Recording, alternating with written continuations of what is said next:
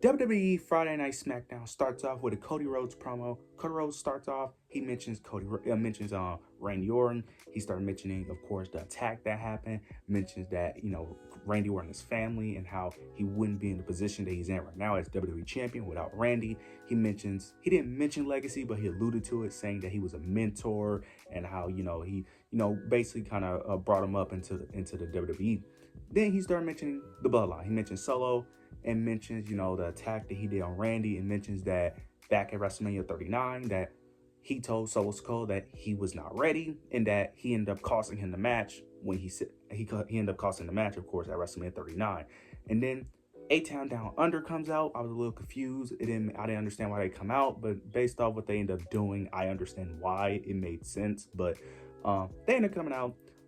Basically, they end up blaming Cody Rhodes for why Jacob Fatu attacked them last week. Well, attacked Austin Theory. Austin Theory starts saying his face was swollen. Cody ends up responding, ended up saying that your face could be swollen because of Grayson Waller constantly attacking you. Planted the seeds of Austin Theory eventually turning on Grayson Waller.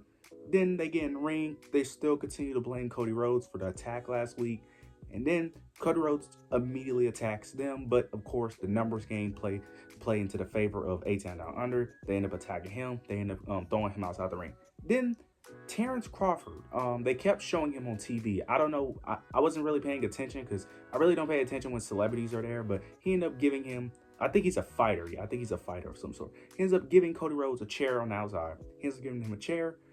A-Town Down Under, of course, they're celebrating. They're distracted. They don't know what's going on.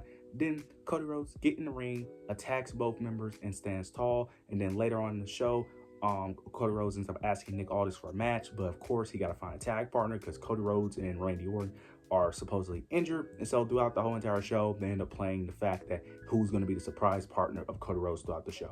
Next, we get Carmelo Hayes versus Andrade. This match was set up last week when Carmelo Hayes interrupted a interview segment in like a theater room or some sort, interrupting Andrade's segment from last week. So they ended up setting a match this week. This match was really good. This was a really good match. This match, of course, when you have two great in-ring wrestlers as good as Andrade and Melo, I just didn't think it would be as good as it was for a TV match instead of like a PLE, but this is a really good match. Very shocked that Andrade picked up the victory here as well. I thought Carmelo probably would have cheated in some way to pick up the victory, but Andrade won, and he won fairly cleanly. It was no way of protecting Carmelo Hayes. So very interested to see what's next for Andrade. Now, I'm a little upset to a degree because I feel like Carmelo Hayes should be booked a little bit better, but I kind of understand why he's not booked the way he is because unfortunately with Carmelo, there's really nowhere for him to go. Unlike Braun Breaker and Tiffany Stratton's, the division on SmackDown in terms of like main event outside of the US title is really kind of busy, so he can't really fight for much, where like someone like a Braun Breaker or Ilya, they could fight for the mid-card title because the mid-card scene isn't way too busy because the only person they got to worry about is Sammy, but Sammy is someone that can either go up the card or go down.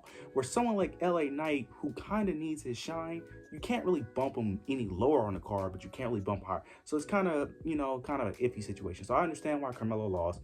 Hopefully they do something with either one of these guys because hopefully this isn't just a one-time thing where they get a win and then they don't build him up for the next few weeks and then they try to rebuild him again. Hopefully they actually do something with this momentum a bit. This was a really good match. This was a really solid match. Next, we get Bayley and Nia Jax. They're having a little sit down.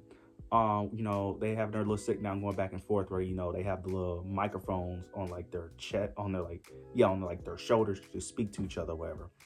It starts off with Nia Jax, being the arrogant, cocky heel that she is, mentioning how basically she's going to take the title off of her at SummerSlam and how she's basically going to destroy Bayley at SummerSlam. Bayley starts mentioning how Nia Jax hasn't changed. She's still the same person she was years ago. She mentions the injury that happened that in 2017 prevented her at SummerSlam.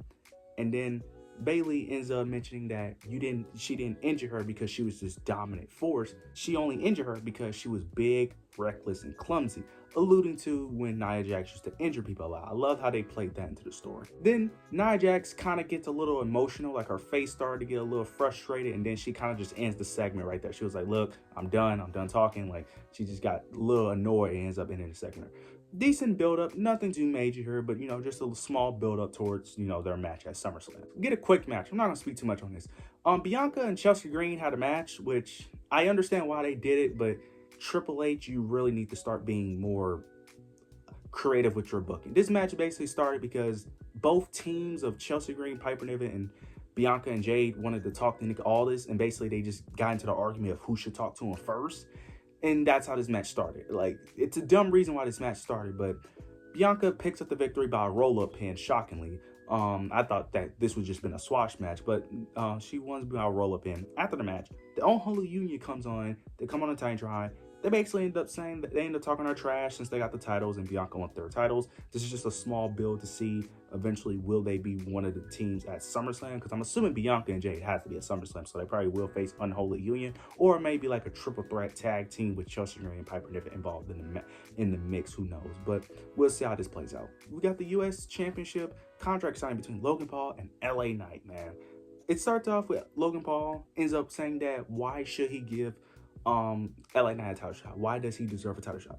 LA Knight ends up responding, ends up saying that, look, every time we met face to face, I basically one-upped you. And I embarrassed you every single time we came face to face. He mentions, an old promo he did. He mentions the qualifying Money in the Bank ladder match and how he pinned Logan Paul. Logan then responds. He ends up saying that LA Knight's success is dedicated and predicated on his success in the ring, while his success isn't defined by his in-ring skill. He mentions that when he leaves the ring, he got multi-billion-dollar businesses.